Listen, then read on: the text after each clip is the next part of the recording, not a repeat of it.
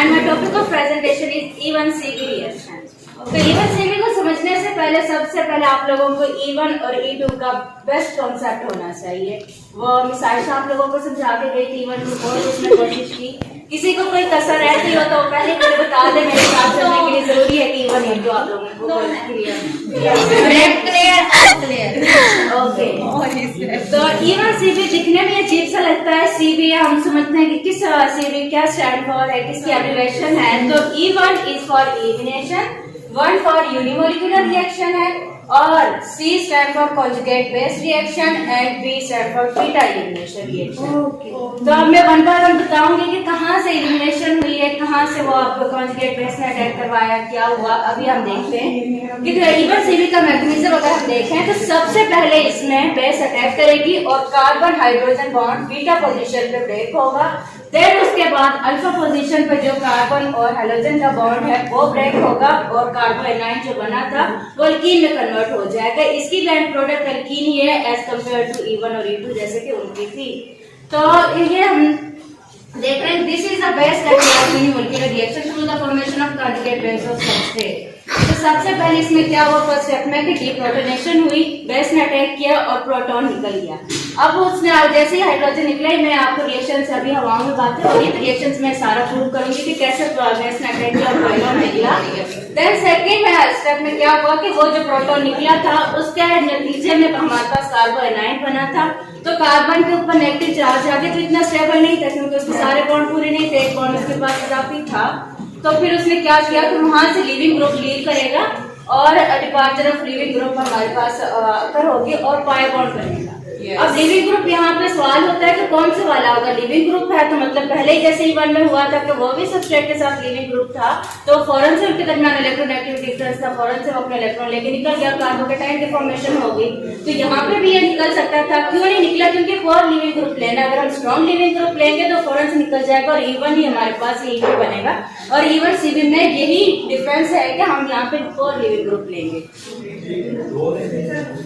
तो ये मैंने अभी बातें की थी कुछ हवाओं में, तो रिएक्शन के थ्रू आप लोग कॉन्सेप्ट थोड़ा सा ले लें कि सबसे पहले मैंने बोला जो कार्बन है वहां से कार्बन हाइड्रोजन बॉन्ड का ब्रेक होगा और जो कार्बन के साथ पहले, तो सबसे पहले प्रोटॉन डीप्रोटोनेशन होगी, बेस अटैक करेगी। बेस हमारे पास वाटर से आई है, बेस के ऊपर नेगेटिव चार्ज होगा, हमेशा प्रोटॉन को ही अटैक करेगी।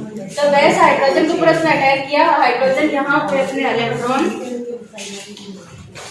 बेस ने जैसे अटैक किया हाइड्रोजन अपना इलेक्ट्रॉन यहाँ कार्बन को देके जाएगा और ये रिएक्शन बहुत तेज होगा क्योंकि बेस ने फौरन से वो अटैक किया और वो निकल हाइड्रोजन को लेके निकल गया। हाइड्रोजन अपना इलेक्ट्रॉन देके गया और जिस कार्बन से बीटा कार्बन से गया तो कार्बन के ऊपर नेगेटिव चार्ज आ गया और कार्बोनाइन की फॉर्मेशन हो गई। तो ये रिएक्शन बहुत तेज हुआ है। अगर हम रिएक्शन E1 की बात करें या SN1 की बात करें तो वहां पे पहला स्टेप बहुत ही ज्यादा स्लो होता था, तो वही रेट डिटरमिन होता था। लेकिन इसमें ये डिफरेंस है कि पहला बहुत फास्ट हो गया था, इसने फौरन से अटैक किया एसिडिक हाइड्रोजन के ऊपर या डीप्रोटोनेशन होगी, कार्बोनाइन की फॉर्मेशन होगी। अब इसमें क्या हो गया, जो कार्बोनाइन बना है हमारे पास, ये कार्बन के ऊपर एक लोन पेयर आ गया, कार्बन अपना इलेक्ट्रॉन देगा यहाँ से, तो ये जो कोर लिविंग ग्रुप है फिर कार्बन के पास 5 बॉन्ड बन जाएंगे इस वाले के पास, तो ये डिस्टेबलाइज हो जाएगा।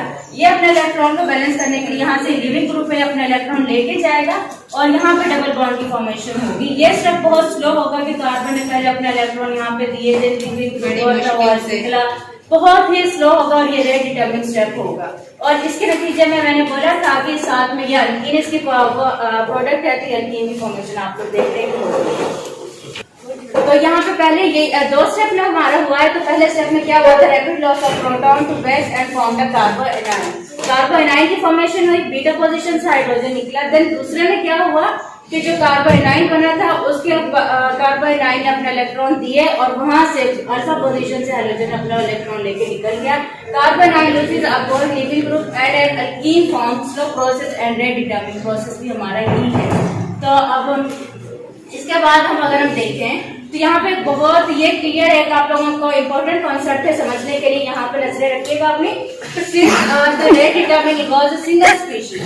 E1 मैंने बताया था कि एलिमिनेशन यूनिमोलिकुलर है। यूनिमोलिकुलर अब आप लोग देखें SN1, याद करें SN1 और E1 वो भी यूनिमोलिकुलर ही थे ना, और उनका ऑर्डर ऑफ रिएक्शन क्या था, 1 तो अब यहाँ पे देखिएगा कि ये भी ऐसे E1 स्टैंड फॉर यूनिमोलिक्यूलर है, लेकिन क्योंकि इसमें सिंगल स्पीशीज इन्वॉल्व है, कार्बोनाइन थी वो बनी हमारे पास सबसे पहले, तो ये लेकिन सेकेंड ऑर्डर ऑफ रिएक्शन है ये। हाउ? ये अब यहाँ पे है कि आप लोग देखें कि सबसे पहले वो पहले स्पीशी बनी कार्बोनाइन। कार्बोनाइन हमारे पास ऐसे नहीं बनी थी। इवन में आप लोग देखते हैं कि वो इलेक्ट्रोनेगेटिविटी डिफरेंस होता था सबस्ट्रेट और फिर हैलोजन के दरमियान। हैलोजन अपना इलेक्ट्रॉन लेके निकल जाता था।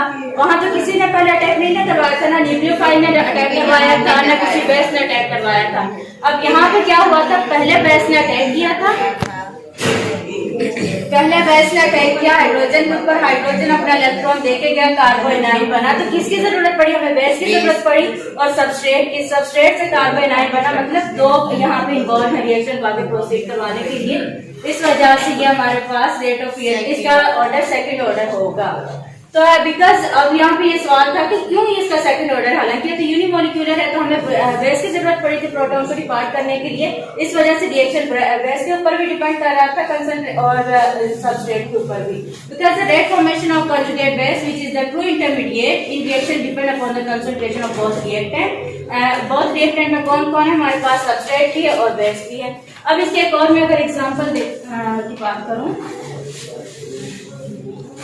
कॉन्सेप्ट वही रहेगा कि बेस ने आके अटैक करना है बीटा पोजीशन पर हाइड्रोजन प्रोटॉन के ऊपर, प्रोटॉन को लेके निकलेगा वो, हाइड्रोजन अपना इलेक्ट्रॉन देके जाएगा। सब में यही कॉन्सेप्ट रहेगा। देन वो कार्बोनाइन की फॉर्मेशन होगी, कार्बोनाइन अपना इलेक्ट्रॉन देगा, जो फोर लिविंग ग्रुप साथ में अटैच है वो निकल जाएगा।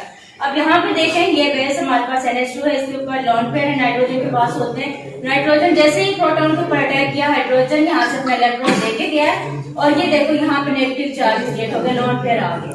अब ये यहाँ पे इतना स्टेबल नहीं है, तो क्या होगा कि ये हाइड्रोकार्बन के पास ये अपना इलेक्ट्रॉन यहाँ पे देगा, लेकिन कार्बन के ऊपर ज्यादा इलेक्ट्रॉन हो जाएंगे, ज्यादा उसके बॉन्ड बन जाएंगे, तो कार्बन अपना इलेक्ट्रॉन ये यहाँ पे फोर लिविंग ग्रुप पे अपना इलेक्ट्रॉन लेके निकल जाएगा, और कार्बन यहाँ पे बेंजाइन की फॉर्मेशन हो जाएगी। और ये जो हाइड्रोजन अपना इलेक्ट्रॉन लेके निकले, इसके ऊपर नेगेटिव चार्ज है। फ्लोरीन एक और लिविंग ग्रुप होता है, नाइट्रो ग्रुप हम इसकी जगह लगा सकते हैं, ये सारे ही फोर लिविंग ग्रुप होते हैं। अब आगे इस कुछ कंडीशंस हैं कि E1, E2, SN1, SN2 ये तो हर जगह में नजर आ जाते हैं। E1C भी बहुत रेयर ये एक हमारे पास रिएक्शन है। इसकी रेयरनेस का अंदाजा हम ऐसे भी लगा सकते हैं कि मुझे ये एम्यूनस की बुक से भी नहीं मिला था, तो इस वजह से हम देख सकते हैं कि इसको बहुत ही स्पेसिफिक इंपॉर्टेंट कंडीशंस होती हैं, जब वो हमें प्रोवाइड करेंगे तभी ये प्रोसीड करेगा, अदरवाइज E1, E2 ही होंगे। तो वो कौन सी कंडीशन है, सबसे पहले तो हमें प्रोटॉन निकला है ना पहले स्टेप में, सबसे पहले हमें स्ट्रॉन्ग बेस की जरूरत होगी जो कि इलेक्ट्रॉन को निकाल सके। स्ट्रॉन्ग बेस होगी तभी वो इलेक्ट्रॉन को अपनी तरफ अटैक कर वो इलेक्ट्रॉन को प्रोटॉन के ऊपर अटैक कर सकेगी। और at beta position it should have strong electron withdrawing group और एनाइन स्टेबलाइजिंग आर ग्रुप। जब मैंने अब यहाँ पे भी आप देख सकते हैं, पिछली से मैं आपको समझा दूं, ये वाली थी अल्फा कार्बन से ये ब्रोमीन निकला था, यहाँ से बीटा कार्बन से हाइड्रोजन की हुई थी, तो ये बीटा कार्बन के साथ ही एक इलेक्ट्रॉन विद ड्राइंग ग्रुप होना चाहिए, तभी हमारे रिएक्शन प्रोसीड करेगा। ये electron withdrawing group electron withdrawing group कौन से होते हैं, जो इलेक्ट्रॉन को अपनी तरफ अट्रैक्ट कर सके, खींच सके। तो ये जैसे इसके ऊपर कार्बन आयन बनेगा, नेगेटिव चार्ज आएगा, तो ये इसको अपनी तरफ यहाँ से भी अटैक कर सकेगा, यहाँ से भी तो रेजिडेंस होगी, डिलोकलाइज होगा, तभी वो अपने इलेक्ट्रॉन स्टेबलाइज कर सकेगा और यहाँ पे वो स्टेबल ज्यादा हो जाएगा। इस वजह से मैं कह रही हूँ इलेक्ट्रॉन विद ड्राइंग ग्रुप होने चाहिए, और यहाँ पे एक स्ट्रॉन्ग बेस होनी चाहिए, electron withdrawing group strong होना चाहिए। और अच्छा ये आप देखें कि स्ट्रॉन्ग एसिडिक हाइड्रोजन, जितना स्ट्रॉन्ग एसिडिक हाइड्रोजन होगा उतनी स्ट्रॉन्ग बेस उसके ऊपर अटैक कर सकेगी और हमारा रिएक्शन प्रोसीड करेगा। और फोर लिविंग ग्रुप होना चाहिए, अगर स्ट्रॉन्ग होगा तब भी वो इतना प्रोसीड नहीं करेगा, क्योंकि फौरन वो तो इवन ही हो जाएगा, फौरन से इलेक्ट्रॉन डिपार्ट कर जाएंगे। और हाई टेम्परेचर पे ये प्रोसीड करते हैं, E1 और E2 भी हाई टेम्परेचर को ही फॉलो करते हैं। और ये हाई टेम्परेचर पर कैसे करते हैं, आगे एलिमिनेशन, ये आप लोगों को बताएगी कि टेम्परेचर का एलिमिनेशन पर क्या इफेक्ट होता है। यहाँ पे इसकी दूसरी एग्जांपल है, आप लोग यहाँ पे ये सारा सबस्ट्रेट है, ये हमारे पास लिविंग ग्रुप है, ये वाला लिविंग ग्रुप, ये हमारा विद ड्राइंग ग्रुप, ये बीटा पोजीशन पे प्रोटॉन लगा हुआ है, और ये हमारा सबस्ट्रेट है ये वाला। अब होगा क्या, पहले में मैंने बताया स्टेप में कहा प्रोटॉन डीप्रोटोनेशन होगी, प्रोटॉन अपने लेके निकलेगा, तो ये देखें कि हाइड्रोजन के ऊपर जैसे ही बेस ने अटैक किया, हाइड्रोजन अपना इलेक्ट्रॉन लेके चला गया, यहाँ पे नेगेटिव चार्ज आ गया।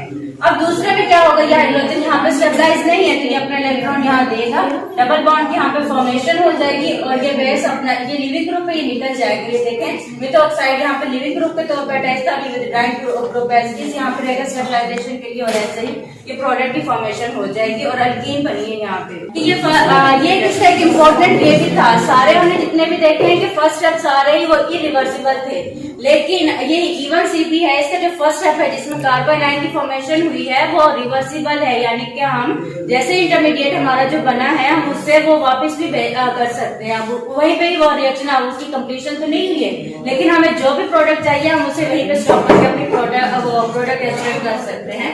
तो कैसे कि जब ये किस सूरत में होगा, कोई कंडीशन हमें बॉन्ड पे प्रोवाइड करनी पड़ेगी तभी ये सब कुछ होगा। तो ये उस वक्त होगा जब हम यहाँ पे ये मिथो ऑक्साइड हमने बेस लिए, बेस में जैसे ही प्रोटॉन को फ्रैटर्निटी अपना इलेक्ट्रॉन दे के गया यहाँ पे, और ये कार्बन आयन बन गया। अब कार्बन आयन से हमने अगर बहुत जनरल की बात करें तो कार्बन आयन को ये अपना इलेक्ट्रॉन यहाँ पे देगा, डबल बॉन्ड बनेगा, हाइड्रोजन लेके निकल जाएगा, ये तो जनरल कोई हो गया रिवर्सिबल।